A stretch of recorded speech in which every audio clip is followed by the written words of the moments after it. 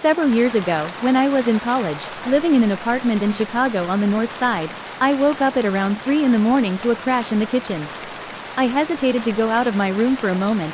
My room was right next to the kitchen. It was a long apartment with a room, the kitchen, mine, and one halfway down the hall and one all the way at the other end. When I didn't hear anything else but the sound of crunching, I opened my door slowly. There was no one around. My roommates were in their rooms, possibly asleep.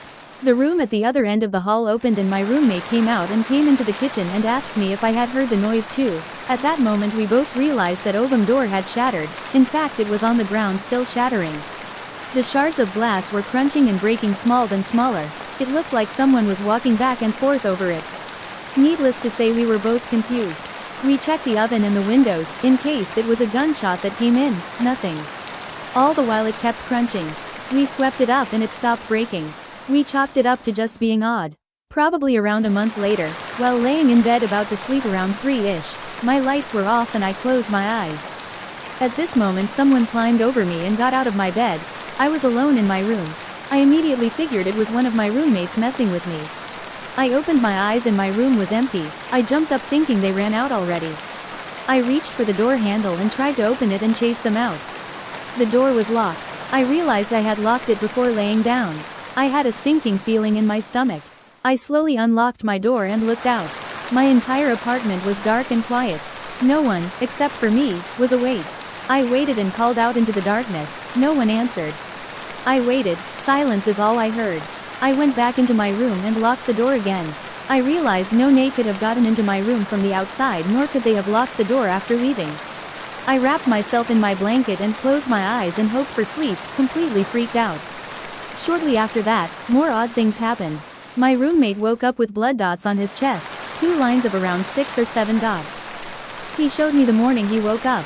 A few weeks later he woke up with blood on his hands with no sign of bloody nose or other wound. Then the freakiest thing happened. One night, while talking to my roommate who lived on the other end of the apartment, we were closer to his room in the hall and our other roommate was out of town. As we spoke he stopped talking mid-sentence and turned, very visibly, pale white. I saw this and asked him, what was the matter? He stared past me towards the kitchen. I pressed and asked him what was the matter. He said nothing and was shaken, acting very freaked out. I again pressed him about it and he reluctantly told me. He said he saw a little girl in our kitchen. She walked from where my room was to the kitchen. He even saw her reflection in a poster on the wall. We both stared towards the kitchen and waited. Nothing else moved. There was no one there. He said fuck that and was going to bed.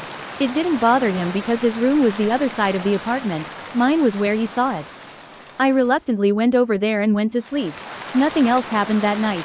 From that point on we accepted the apartment was haunted. From time to time things would happen. Anytime we had any female over and they used the bathroom, the door would jam and they wouldn't be able to get out. They said the door handle would pull the opposite way when they turned the handle. Once in a while I would get an ice-cold hand on my arm or shoulder.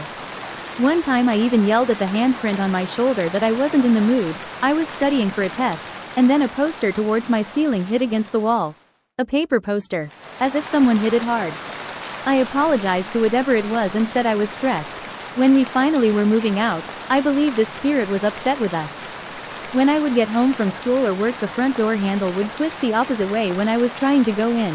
At first I thought it was my roommates messing with me, but it happened when they weren't there. When it twisted it would be stronger than me, and one time I even fought with the handle for a few moments till it gave way to let me in.